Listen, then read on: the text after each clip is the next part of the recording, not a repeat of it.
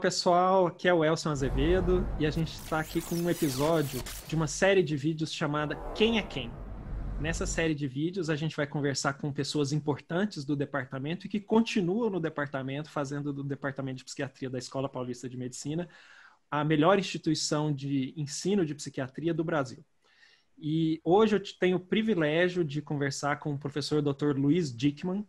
O professor Luiz Dickmann, ele é formado em medicina pela Escola Paulista de Medicina, fez residência médica em psiquiatria também na escola, fez o mestrado na psicobiologia da escola, é um cara que é muito ativo, muito empreendedor fez um sucesso muito grande na carreira fora do mundo acadêmico, assim, tem uma habilidade clínica impressionante e um cara muito empreendedor, de muita visão, muito inteligente, que foi explorar o mundo. Assim, atualmente ele é professor convidado do Neuroscience Education Institute, que é do professor Stahl, e há quem diga que o Luiz é o Stahl brasileiro, mas há quem diga o contrário também, que o Stahl é o Dickmann americano, né? Então, é um cara assim, com uma capacidade de comunicação, de transmissão de conhecimento que é única, assim, realmente é comparável ao do professor Stahl, é brilhante, muito inteligente, e que focou nos últimos anos na área da farmacogenética,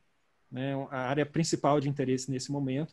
É um cara que eu admiro muito e tive o privilégio de ter ele como um colega de residência, né, Luiz? Meu amigo Elson, você tem certeza que você está falando da mesma pessoa, Elson? Ou foi minha mãe que veio aqui para me falar comigo? Peguei umas dicas com a sua mãe, viu? Mas é a mesma. Pelo amor de Deus! Mas tudo merecido, cara. E assim, é uma honra ter você no departamento, você, esse cara brilhante, empreendedor, com visão estratégica, com visão clínica. E além de ser um cara assim de muito destaque na psiquiatria brasileira, e muito admirado, assim, eu diria que por centenas, milhares de psiquiatras no Brasil, tem você como referência. Mas além disso, eu posso atestar, e já falei isso de alguns outros colegas, mas eu posso dizer também de você com muita segurança que você é um excelente clínico, cara. Porque muito obrigado mesmo, viu? Não, de verdade. Eu não esperava que ia começar desse jeito, Elson. Assim eu já fico até sem graça, né? Com tanto elogio imerecido dessa forma. Não, mas eu vou te dizer, cara, você atendeu por alguns anos ali no ambulatório de funcionários da Unifesp, no NASF, nosso querido NASF, e eu te sucedi lá, né? Eu acho que eu já te falei isso algumas vezes. E assim, todos os meus pacientes antigos eram seus pacientes, e eu pude ver, acompanhando esses pacientes, o quanto você cuidava bem deles, né? E eu posso dizer o mesmo, porque todos eles, quando me encontraram na rua, falavam que estavam em ótimas mãos, Elson. Muito obrigado pelo carinho com eles. Não, Luiz, então assim, cara, muito obrigado por ter topado conversar com a gente. E assim, a ideia desse vídeo é falar um pouco da sua trajetória, né? É tentar contar para os nossos jovens talentos do departamento a sua história, a sua trajetória e talvez inspirar eles a seguir um caminho parecido, né? Então, eu queria começar, primeiro, assim, te dando uma boa tarde, agradecendo por você participar, mas também que você contasse como é que começou a sua trajetória na escola. Enfim, você é lá de Santos, né, cara? Que raio você veio fazer em São Paulo, aquela cidade maravilhosa de Santos? O que você tinha que vir para cá? Como é que você largou aquilo, meu? Muito bom. Então, antes de eu começar, boa tarde para todo mundo que está aqui. Agradeço o tempo despendido por vocês. Agradeço de coração os elogios, Elson, apesar de merecidos, me deixam muito honrados. Tenho certeza que se a minha mãe um dia ver isso, ou meu filho ou minha filha, vão ficar felizes com esses elogios. Mas, né, temos que dizer que a honra foi sempre toda minha de ter você como companheiro de residência. Esses anos todos se passaram e eu vejo que o seu trajeto lá dentro, você está ajudando muito o departamento, que eu tenho tanto carinho, a escola, né? A Escola Paulista de Medicina, que depois virou Universidade Federal de São Paulo, né, em 93, pela qual eu fui criado, basicamente. Então, apesar de eu vir de Santos e eu amar aquela cidade, com 17 anos eu saí de lá para vir fazer a Unifesp, que eu tive o prazer, inclusive, né, de ser da graduação de alguns outros colegas psiquiatras que estão aí no mundo hoje, né? Então, é um grande prazer ter tido todos eles na minha turma, o Alejandro, né, o Elton, a Tereza, o Rodrigo Mansur, agora brilhando lá no Canadá. Então, eu me sinto muito abençoado, né, desde a graduação, por ter tido esse privilégio de participar dessa comunidade EPMista, né, que, de fato, é uma coisa muito legal que a gente vê. Claro, não é só na Paulista que existe isso, vários outros departamentos, escolas, dão essa sensação de fato de união, de integridade. Então, a gente entra como calouro e depois a gente vira velho, né? Dentro, no sentido não pejorativo da palavra, dentro do departamento. Então, desde Atlética, DCE, CA, tudo aquilo que a gente tem direito naqueles 6 anos de faculdade e depois, né, a residência, que é uma época ímpar, né, da nossa formação, onde de fato a gente aprende grande parte do que a gente vai levar ali para o nosso consultório do dia a dia e tudo aquilo que a gente pode fazer depois ou não, né, depende da carreira, do jeito que a pessoa resolve estruturar. Então, o meu caminho era, eu sinto muito calor aqui em Santos, eu não aguento mais o calor, né?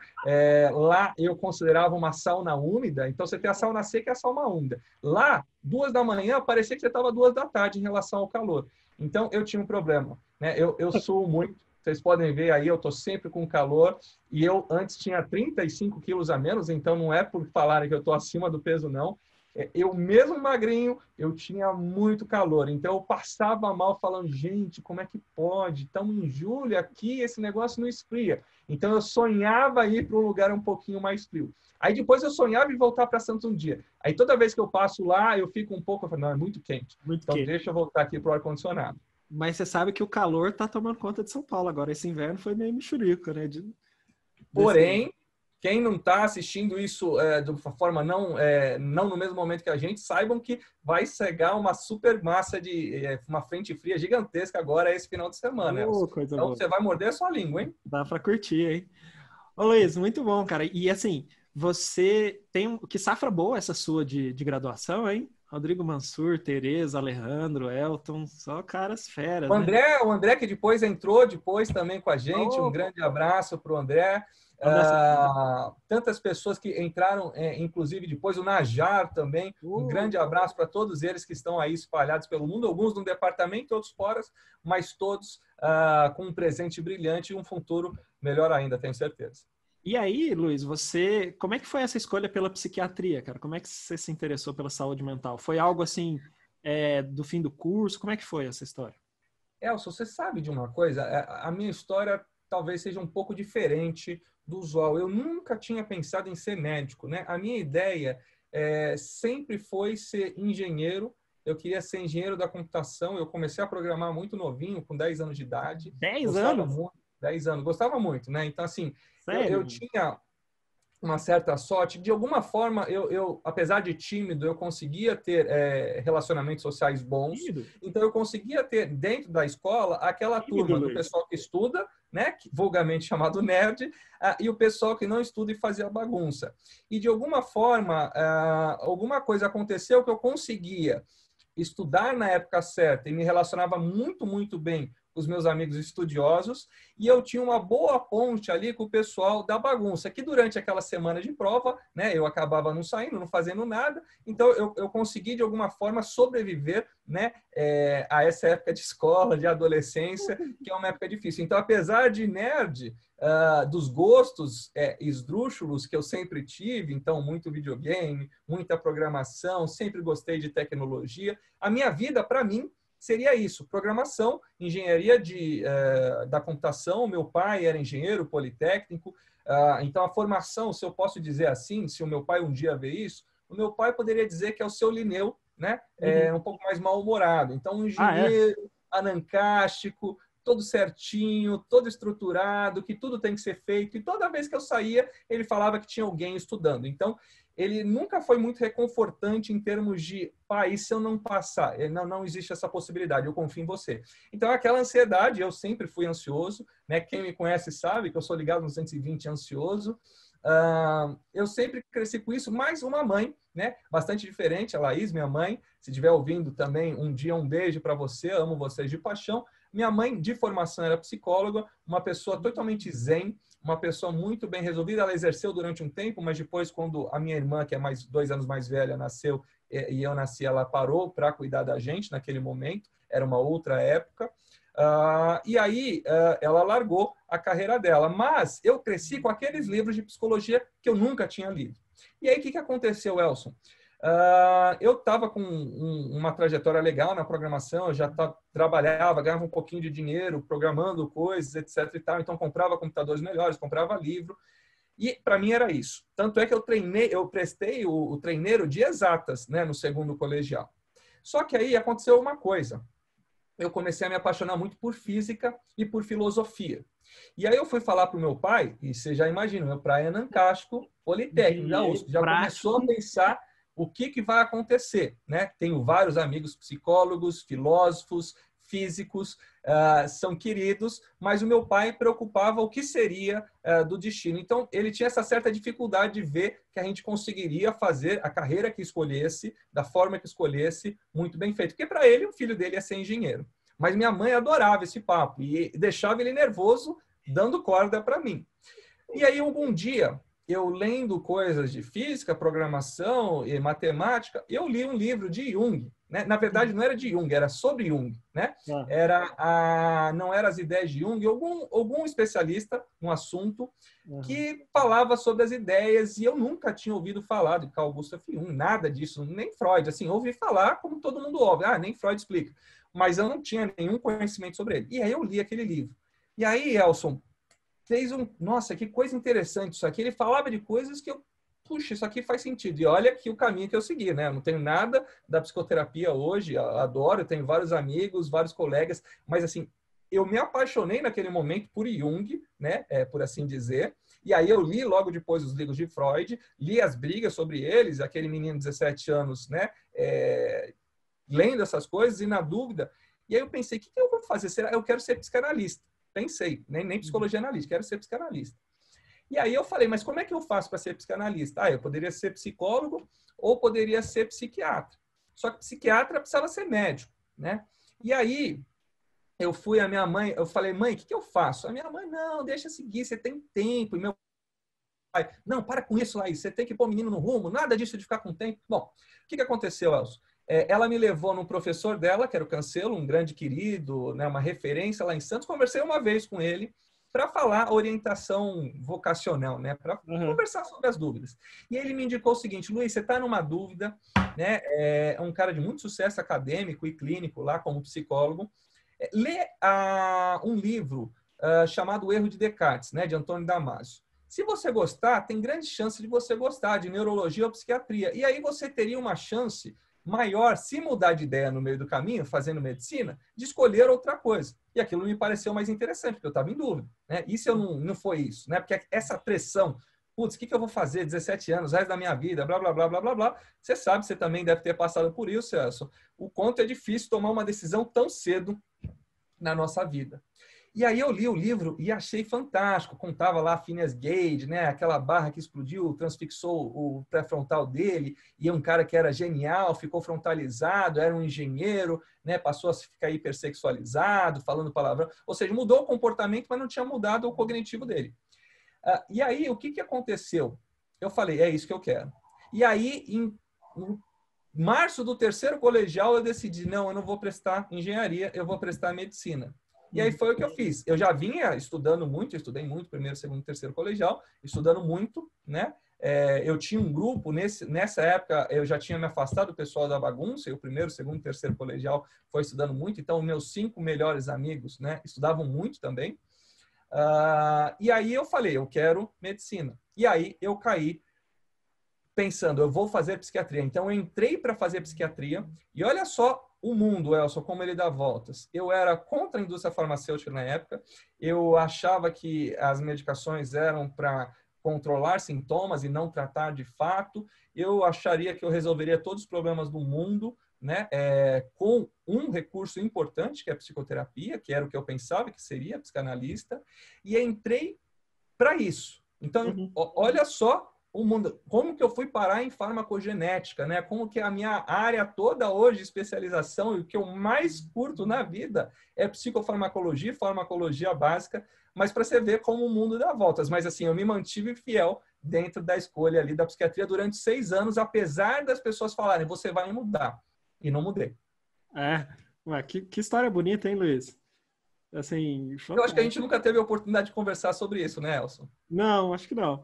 Cara, mas que legal. E aí, como é que foi que você foi parar enfim, aí curso de graduação, residência em psiquiatria, enfim, Como é que foi que ligou essa chave, assim, de, putz, psicofarmacologia é o que eu adoro, e aí você virou esse cara que é, enfim, referência nacional, Isso internacional é em palavra sua, psicofarmacologia. Elson. Isso não, né? Não vai enganar as pessoas que estão ouvindo aí, tá, pessoal? Não tô enganando não, cara.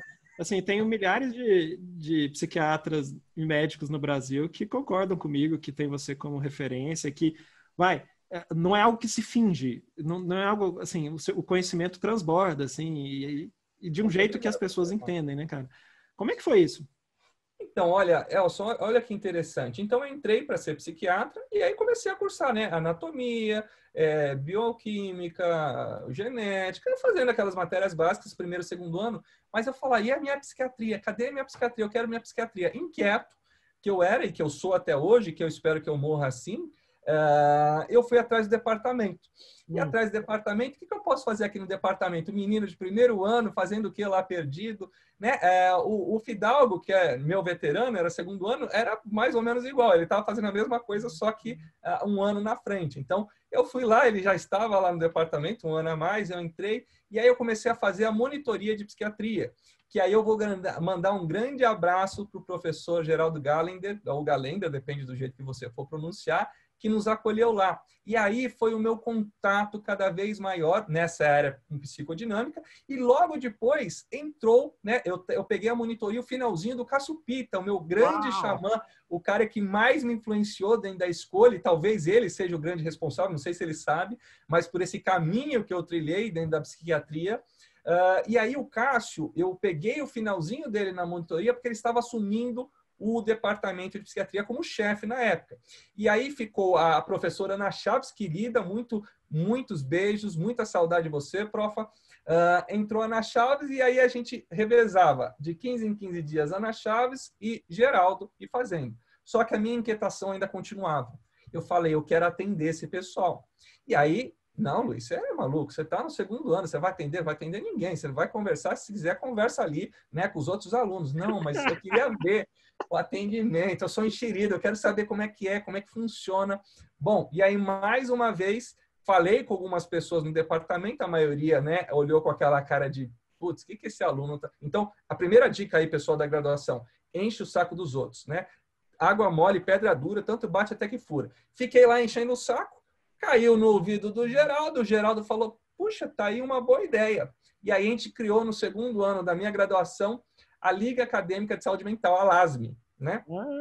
E aí essa liga, que era de psicoterapia breve, de apoio, suportiva, não tinha grandes pretensões, ninguém queria virar psicanalista lá dentro, mas a gente tinha aquela base da psicodinâmica, do Geraldo, e aí entrou mais uma pessoa muito querida na minha vida, que era a Cíntia, do departamento também.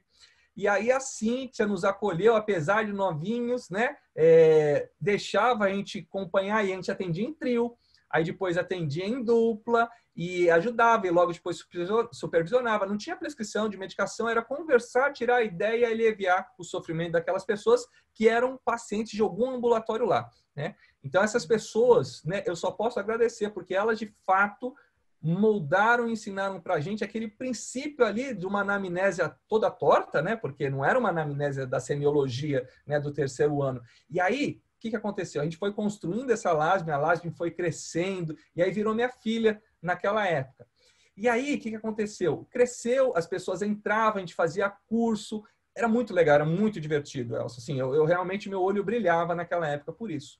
E aí a gente fez o primeiro encontro, aí mais uma pessoa querida, agora em memória, o professor Mário de Marco, ele nos acolheu e nos deu a chance de fazer o primeiro encontro nacional no simpósio internacional que ele estava fazendo. Uhum. E aí a gente reuniu as ligas do Brasil todo pela primeira vez ligadas à psiquiatria, né? Eu acho que eu estava no 4º ano da graduação. E aí isso foi muito legal, porque me colocou em contato de como as pessoas faziam em outros lugares, o que existia, o que não existia, como funcionava, como é que os alunos, né? E agora eu já me sentindo bem mais velho, 4º ano, nossa, que fenômeno, né? Sabia tudo! Pois é, então. E naquela ingenuidade bonita da gente, a gente vai seguindo esses caminhos. E aí começou o bloco no 3º, depois 4º ano, da psiquiatria clínica. Uhum. E aí aquilo foi um baque para mim, porque eu que fui criado pela minha mãe, tentando me tratar com coisas naturais e tomando bronca do pediatra meu, alopata, né, que era o Cláudio Butorão, querido também, lá em Santos. Eu cresci com um certo preconceito ali em relação à alopatia que se falava na época, né? E ali eu vi fenômenos, né? Eu vi pacientes que tinham pânico há anos, né? Que a minha grande interesse dentro das especialidades clínicas são os transtornos de humor refratários e os transtornos de ansiedade refratários. Uhum. E aí eu via pacientes com pânico, Elson, anos, pacientes, né? De uma classe econômica muito baixa, sem acesso à saúde, indo naqueles ambulatórios que a gente, alunos de terceiro, quarto ano, acompanhava, recebiam uma medicação, muitas vezes o inibidor seletivo de recaptação de serotonina, o cara 8 anos sofrendo, sem sair de casa, melhorava em 1, 2 meses e voltava até... Aí aquilo, né? Poxa, o cara recuperou, ele fez alguma coisa, mas foi o meu atendimento? Talvez, seja em parte. Aí entra as grandes questões da psiquiatria, né? O quanto que é o efeito do impacto social, daquilo que a gente de fato faz. Mas eu via umas respostas que, na minha cabeça, eram milagrosas naquele momento. E aí brilhou a minha cabeça realmente pela parte da farmacologia. E entrou o professor Rodrigo Bressan na minha iniciação científica, que era o PIBIC, né? E aí o meu PIBIC, que foi com a Luciana Vargas, que é irmã da Mariana, também mais uma querida, mais um beijo, lá dentro do ProESC, que era um PIBIC que era o seguinte, era os efeitos sexuais e uma validação de escala da SEX, da Califórnia, de sintomas, disfunção sexual em homens e mulheres com esquizofrenia que estavam em tratamento. Uhum. E a gente falava sobre as intervenções farmacológicas, sobre a avaliação e a adaptação transcultural da escala aqui, a validação. E aí eu fui pegando gosto com a clínica ali. Então eu fui tendo ali uma mescla ali que eu parti de um referencial psicodinâmico, e aí eu fui partindo para esse referencial biológico. Em algum momento, né, da minha vida ali, durante a residência, acabou perpetuando ali o meu interesse maior pelo campo biológico, né, sem nunca deixar, né, o outro campo dominar. Então, assim, a unanimidade é burra. Existem vários caminhos para a cura, né, Elson? E você, melhor do que ninguém, você é um cara que está super integrado em todas as áreas e, assim como eu, você é um cara curioso. Então, assim, eu, hoje em dia, apesar de eu estar falando muito aqui agora, e eu peço desculpas, eu tendo a ouvir, né, para saber o que aquela pessoa está falando antes de eu ter alguma ideia. Olha, o que está falando é bobagem, talvez não valha para mim, seja uma verdade para ele. Mas foi isso. Então, essa mudança foi gradual ao longo da graduação e ela culminou ali na residência, quando, de fato, o meu interesse se formou e eu me apaixonei quando eu conheci os livros do professor Stahl. Então, assim, eu posso dizer aí que na minha carreira da psicofarmacologia aí tem um antes e depois do Stahl. Por isso que eu brinco tanto, elogio tanto, porque de fato não tem a mínima pretensão de ter 10% do conhecimento daquele homem, da oratória, da retórica que ele tem, mas de fato ele conseguiu transformar a psicofarmacologia num assunto chato, nichado, para uma coisa que as pessoas se interessam e vê que dá para fazer essa união ali da clínica com a básica e tentar trazer algum benefício, que o final de tudo é isso, né? Melhorar o seu paciente. Uhum.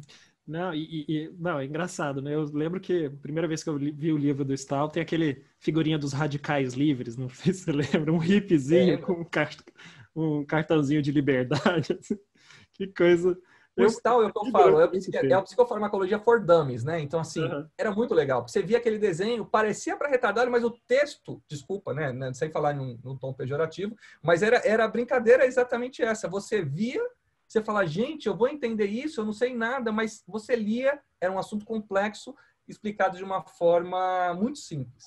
Então, isso que me apaixonou. E te dá uma visão geral sobre o tema, assim, uma capacidade de reflexão sobre o tema que permite até você depois entender melhor os estudos mais detalhados, né? E os livros com mais detalhe técnico, né?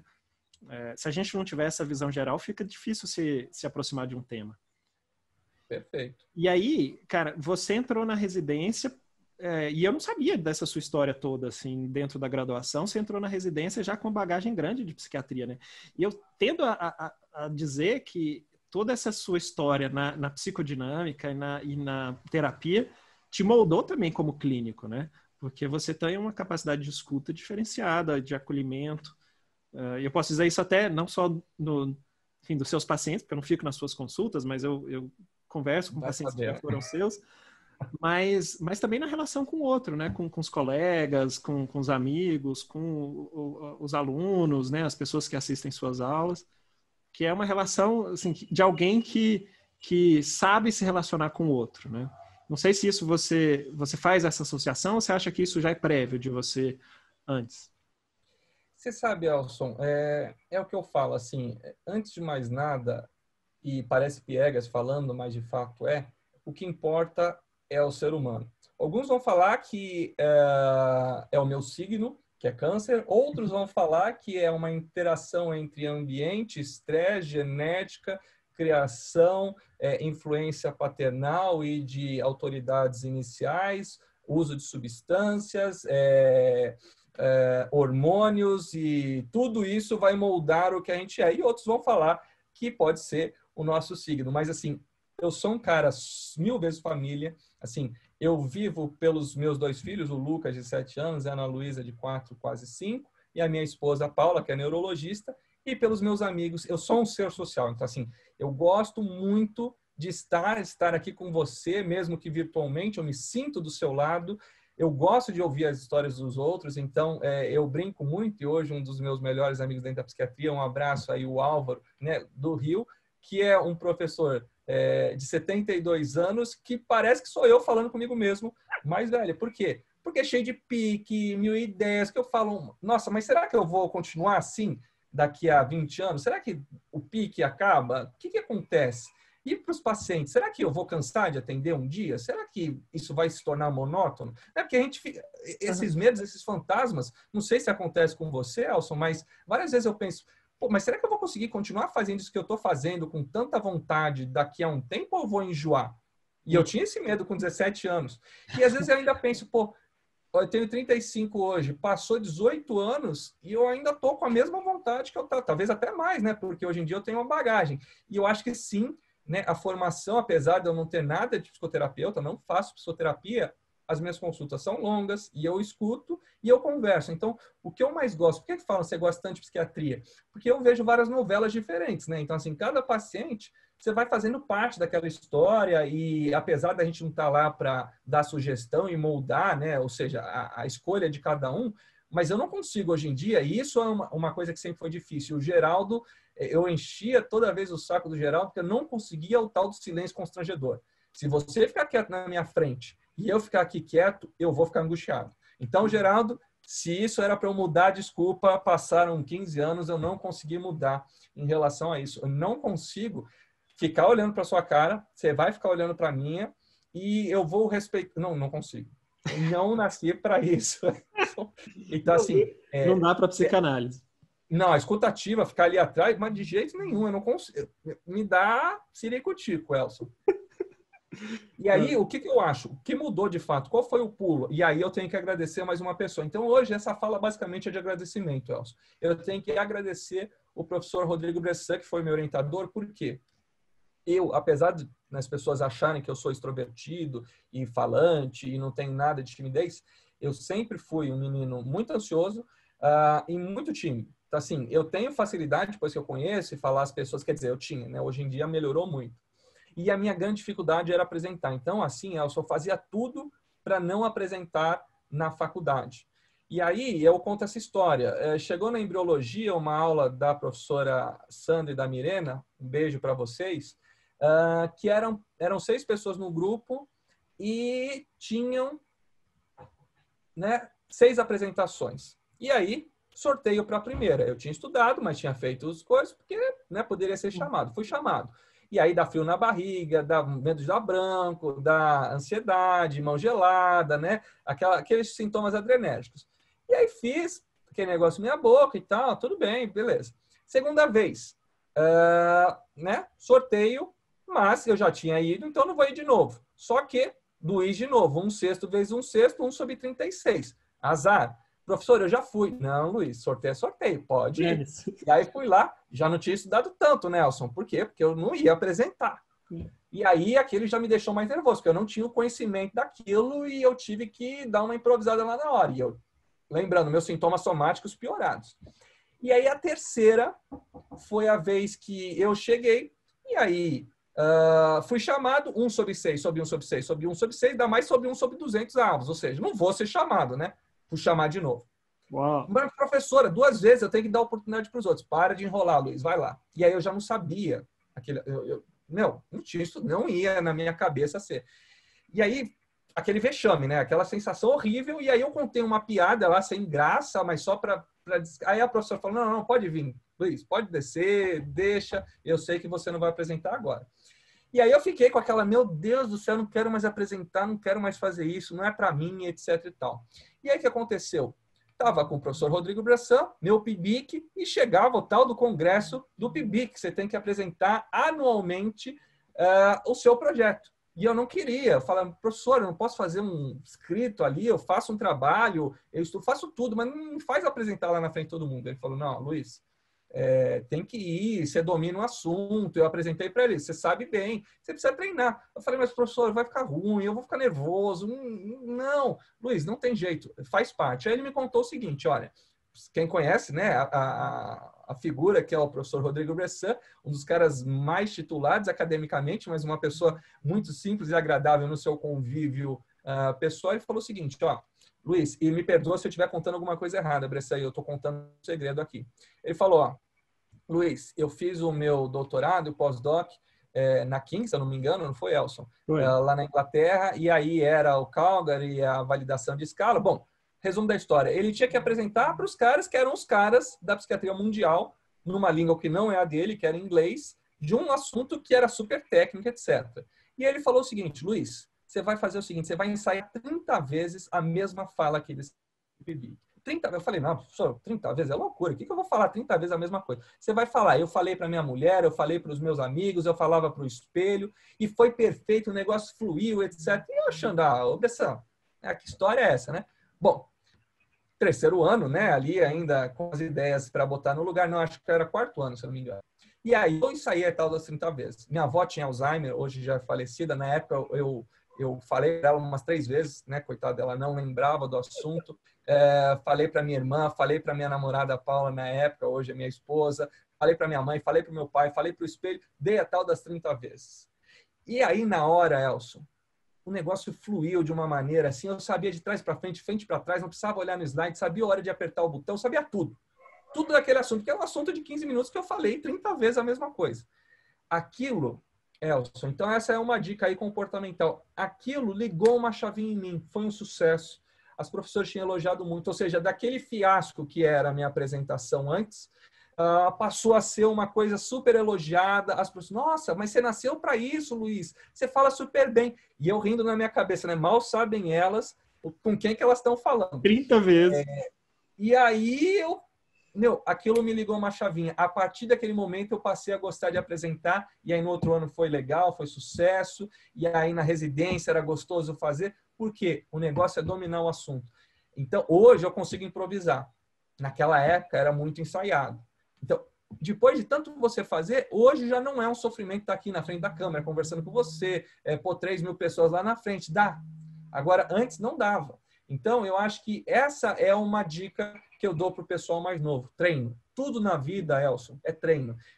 Claro, tem algumas pessoas que vão ter uma facilidade a mais para uma coisa ou para outra, mas todos os grandes caras que a gente quer ser e que a gente mira, eu e você, a gente mira, eles são bons por esforço, 99%, e o dom ali que eles têm em algum assunto especial. Mas tem que treinar, Elson. Esse é o assunto. Não, essa dica é ótima, né? Assim, não é do nada, né? Porque, veja, assim, das pessoas que a gente está conversando, assim, tem trajetórias muito diferentes, né? E a sua trajetória é uma trajetória, assim, de um sucesso gigantesco clínico. Você é um clínico, né? Você é um grande clínico.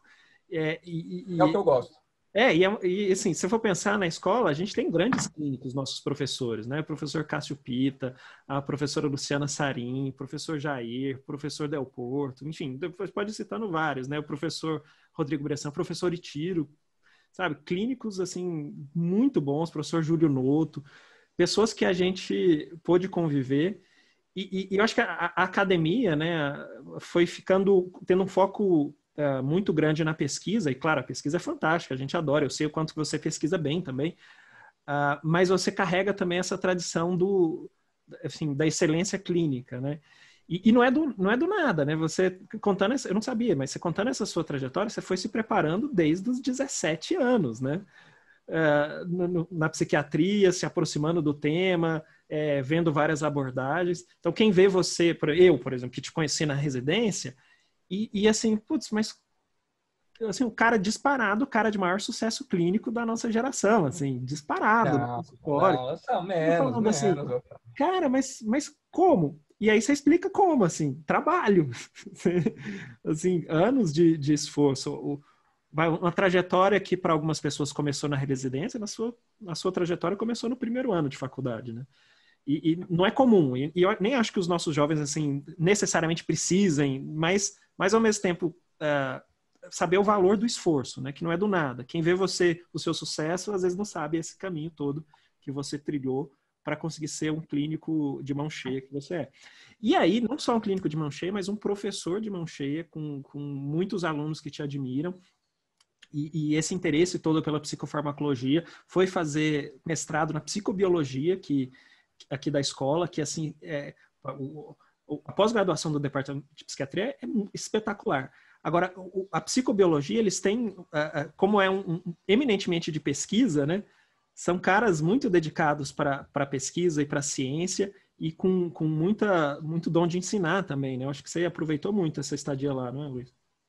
Olha, eu posso dizer que lá eu fiz muitos amigos. Então, a psicobiologia, e agora vai a minha outra homenagem para o professor Galdurós, um professor querido, que pega na sua mão, um orientador de verdade, sabia passo a passo de cada aluno, cada um deles. Ele me chamou para fazer, né, o mestrado lá, e era uma coisa que eu tinha muito interesse, que mesclava a pesquisa com a clínica. Era um clinical trial, onde eu ia fazer a experimentação de um anticolinérgico, o biperideno, na dose de 6 miligramas por dia, 3 comprimidos de 2, em pacientes com dependência grave de cocaína e crack, para ver, existia uma teoria, e a gente até publicou na SNP, sobre a regulação colinérgica sobre o sistema dopaminérgico e como que a gente poderia fazer de alguma forma, já tinha funcionado em modelo animal, e o meu negócio não é modelo animal, gosto de estudar, mas não quero trabalhar com modelo animal, queria trabalhar com seres humanos fazendo clinical trial. E aí eu atendi todos os 160 pacientes que foram atendidos lá, vi todos, sabia todos, né? Tive a ajuda do professor Galdurós, do professor Luiz também, mas basicamente eu vi todos e revi, e visitava, e ligava, e fazia todo aquele esquema. Para a gente ver, e a gente conseguiu mais de 100% de adesão no grupo ativo, com uma melhora, menos desfecho. Claro, um estudo pequeno, né? Terminou com 111, então teve um dropout ali. É claro que é difícil, né? Um assunto difícil, onde nada costuma funcionar muito bem, e aí tem os grandes especialistas, né? Então, a gente dentro do departamento, o professor Tiago Fidalgo, Dartil, Laranjeira, todos eles, né? Mestres na área de dependência, que não é a minha área, então não é a minha área de interesse, eu fiz o clinical trial, mas não sigo nesse caminho, o meu caminho é outro, mas é muito interessante para a gente ver a ação que tinha, né, essa intervenção. E eu vendo esses pacientes e conversando. Então, devo muito a eles também e devo muito ao professor Galdurós. Eu comecei o doutorado com ele, só que aí a vida já com consultório, filho pequeno e as coisas indo, eu falei, não quero seguir esse caminho aqui da dependência. Então, eu voltei, tanto é que agora, né, estou começando ali com a professora André, que vai ser dentro do assunto de farmacogenética e o metilfolato e assuntos correlacionados a esse nas áreas do meu interesse, né? E aí, juntando toda essa expertise que você se acumulou ao longo dos anos, você fundou o Instituto Brasileiro de Farmacologia Prática, o BIP. Você já ouviu falar, Elson? Pois é, tem uns colegas, né, que são parceiros nessa história. Como é que foi isso? O Elson, você pode até dizer melhor, Elson. Você gosta do nome? BIP, gosta do nome? Gosto. Eu conheço um cara criativo que bolou esse nome. Você sabe quem é? Uai, por acaso fui eu, né? Que coisa linda. Elson, o BIP basicamente é uma realização de um sonho, uma coisa que eu já trazia há muito tempo, já tinha tentado fazer de outras formas, né? Já na residência, né, ali com o professor Ari, querido, um grande beijo também, a gente tinha tentado criar uma plataforma ali, um Moodle dentro do departamento, Só que era um outro momento, né? 12 anos atrás, ali a tecnologia era outra, as pessoas tinham acesso muito menor. Para implementar o Dropbox ali, né? Para o pessoal da residência já foi um trabalho convencer todo mundo a pôr os artigos lá no Dropbox, que hoje é a coisa mais comum do mundo, Google Drive, o OneBox, Dropbox, etc. Naquela época o Dropbox. Era, né? Então, isso foi a concretização de um sonho que era para ensinar psicofarmacologia em língua portuguesa tão bem quanto tinha o estudo do professor Stahl, que é o Neuroscience Education Institute, que já tem mais de 15 anos lá na Califórnia, está no mundo todo, mas em inglês, para uma parcela da população que não necessariamente está na língua inglesa. E com a gente, com tanta gente boa aqui. Elson, de tudo isso que você falou, né? A maioria é exagero de amigo. Se tem uma coisa que eu tenho um talento, é achar outros talentos, como você, e tento outros, né, dentro das melhores universidades e dos melhores colégios aqui do Brasil.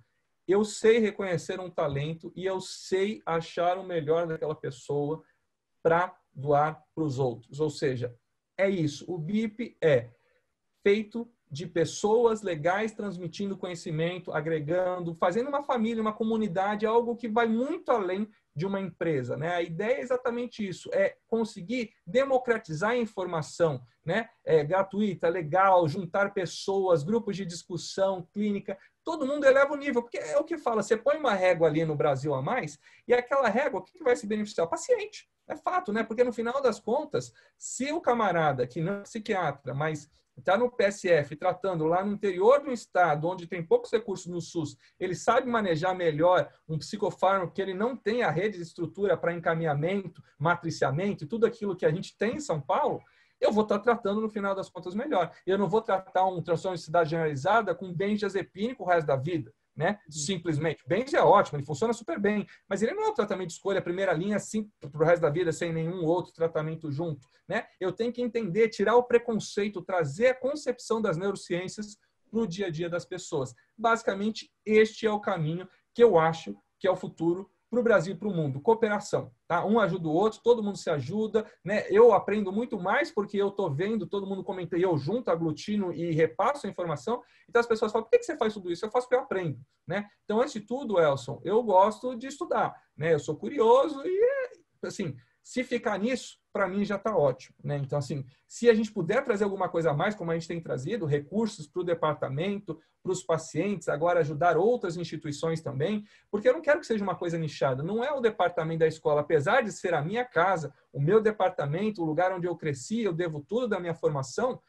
Os pacientes não estão só aqui, pelo contrário. Então, eu estou cheio de amigos, colegas. Só que em São Paulo, né, você pega Santa Casa de São Paulo, você pega a USP, você pega no interior Ribeirão, Unicamp, Rio Preto, Santos, tem 2 universidades, agora abriu uma terceira. Ou seja, cada lugar aqui em São Paulo, as universidades, e não é porque é pública, é porque é privada, particular, isso tudo é o que eu falo, Elson. Quem vai moldar é o aluno que está estudando, ele precisa de dedicação, e a medicina é isso. Quando vai, o sacerdócio, não, você vai ter que continuar estudando, porque tá cheio de médico que era muito bom quando formou, e você vai ver depois de 20 anos, o cara está fazendo exatamente a mesma coisa que faz há 20 anos. Ele esqueceu que o guideline mudou, o nível de evidência mudou, e aí a gente tem esse lixo todo que se produz do publish or perish, né? Que essa é uma crítica que a gente tem, né? Da pressão só por produzir, e a pessoa deixa a clínica de lado também. Então, acho que tem que ter alguns países que conseguem balancear isso. Olha, você estuda, você produz, você é academicamente ativo, mas você tem ali o bracinho ali na clínica também. Eu acho que isso é o mais importante. Não focar só em ser aquele cara tocador de ficha que faz tudo ao mesmo tempo, mas também não ser só, claro que é gosto, você pode seguir a carreira estritamente acadêmica, mas eu acho que este balanceio é importante. Por quê? Porque senão, às vezes, você pega um paper e vai falar antidepressivos não funcionam, como alguns papers já falaram e tentaram mostrar por aí. Mas a gente pega os erros metodológicos, olha, pegaram casos leves, esses casos realmente não respondem à farmacoterapia. Mas se você é só um acadêmico e só lê estudo, dependendo do que você está estudando, você está negando tudo aquilo que você faz na clínica e que funciona. Né? Agora, eu não posso fazer uma coisa de um achado na minha cabeça, porque eu acho que é legal. Ou seja, a teoria, né, ela tem que embasar alguma coisa que você está vendo a resposta na prática. Não, fantástico, Luiz. Essa sua iniciativa do BIP é impressionante e já tem, assim, ajudando na formação de milhares de médicos, né, e profissionais de saúde. Hoje já somos 10 mil pessoas, Elson. Uau! 10 mil, fantástico. Bem legal, é uma coisa Parabéns, muito viu, agradável que eu tenho muita parabéns para felicidade. você, toda a equipe do BIP, é impressionante. E, Luiz, cara, a gente está no final do nosso horário aqui. Eu queria, assim, agradecer você e ressaltar essa sua trajetória de sucesso, assim, impressionante mesmo. Eu diria que é uma carreira meteórica, assim, do ponto de vista clínico e do ponto de vista de docência, de ensino mesmo. Você é um professor de mão cheia. Cara, eu queria, como o objetivo dessa conversa é inspirar os nossos novos talentos, assim, o que você diria para os nossos jovens, os alunos de graduação que estão passando no departamento, os caras que estão começando a pós-graduação, ou os voluntários que estão se aproximando do departamento? O que você diria para essas pessoas para, enfim, que eles possam sonhar com uma carreira tão brilhante quanto a sua?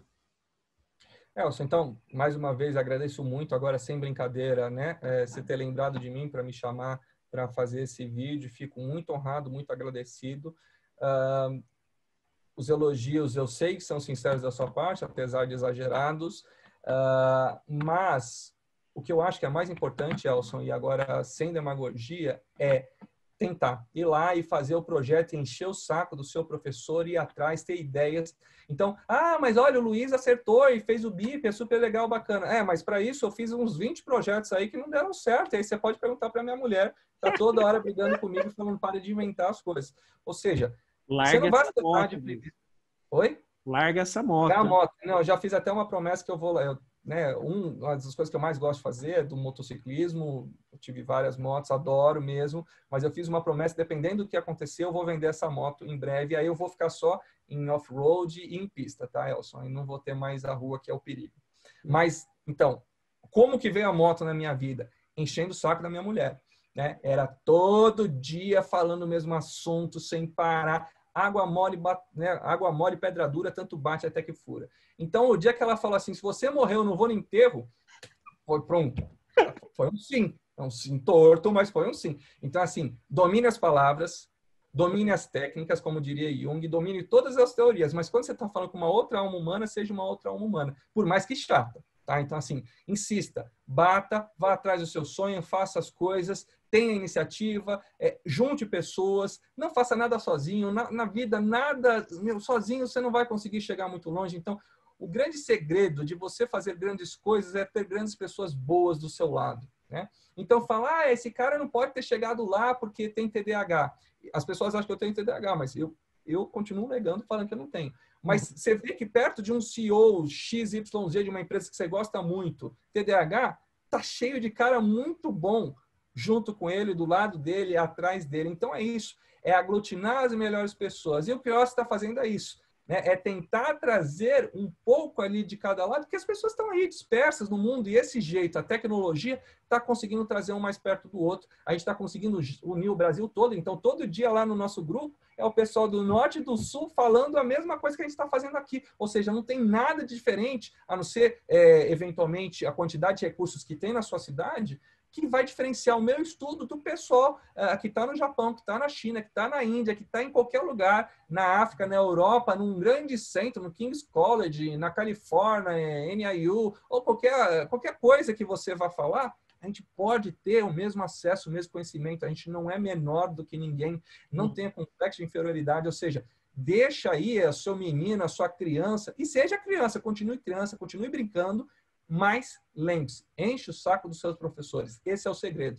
Então, né, para quem lembra, eu lá batendo na porta, aquela criança lá, 18 anos, departamento, falando, mas o que você está fazendo aqui? Estou aqui porque eu quero. Né? Eu sou enxerido e vim. Nessas horas eu era cara de pau. Pelo menos para isso funcionava. Muito bom, Luiz. Cara, parabéns novamente. Sabe que você tem, assim, eu admiro muito você E é recíproco, Elson, de verdade. Você é um cara fora de série e agora vai ser papai. Tanto fez. Você quer uma arte de negociação? Você pergunta para o Elson. Pergunta para a Grátis, 10 mil anos atrás, quer ter filho? Não vou ter filho, não vou ter filho, não vou ter filho. Elson tanto fez que conseguiu convencer a Grátis e agora vai ser papai, não é isso, Elson? Isso, obrigado, Luiz. Assim, tá a arte da negociação. Você me ensina como é que faz isso, cara? Aprendi com você. Cara, muito bom, Luiz. Bom. Obrigado pela participação, foi muito legal. E, bom, a gente continua conversando aí. É um prazer trabalhar contigo, ao seu lado, contribuir com o que eu posso com essa sua capacidade impressionante de trabalho, de sabe? É algo assustador, assim. Eu tenho o privilégio de ter tido uma geração de colegas ao meu lado que eu só tinha admiração, assim. Eu já brinquei com os outros, vou brincar com você também. Eu tinha amigos, sempre tive amigos brilhantes, assim, colegas que são fantásticos, hoje fazendo sucesso no mundo inteiro. Grande executivo do Google e chefe do departamento não sei onde. Mas eu nunca tinha me sentido mais burro que os meus colegas, né? Tive essa experiência aí com você, com o Zugman, com o Mansur, caras assim que eu acho que são únicos, assim, uma geração brilhante mesmo. Enfim, parabéns e é um prazer estar contigo. Cara, grande abraço. Elson, muito obrigado. Siga o seu caminho em paz. E é o que eu falo, você é um cara que vai muito longe, porque além de tudo você é muito humilde, Elson, você domina todas as artes, todo mundo gosta de você, é uma unanimidade. Então continua assim, muito legal esse projeto que você fez aí de caçar as pessoas, onde elas estão, quem é quem, como faz, onde encontra. Eu acho que isso vai trazer muito para o nosso departamento. Quem puder, né, ajudar esse departamento a crescer, trazer recursos, trazer fundos, né, para pesquisa, para desenvolvimento, né? O CAISM agora é gigantesco e pode ajudar muitas pessoas. Então, o professor Jair Mário, o professor Ari, que estão ali encabeçando hoje como chefe de departamento, tem cada vez mais ideias brilhantes. E é isso. O que eu puder fazer para ajudar, Elson, pode contar comigo. Eu sou de vocês, sou servo de vocês, estou aqui para ajudar em tudo que eu puder. Tá bom? Um grande abraço, fica com Deus, vai em paz e uma boa tarde para você. Beleza, Luiz. Tchau, tchau. Abraço. Tchau, tchau. Tudo de bom.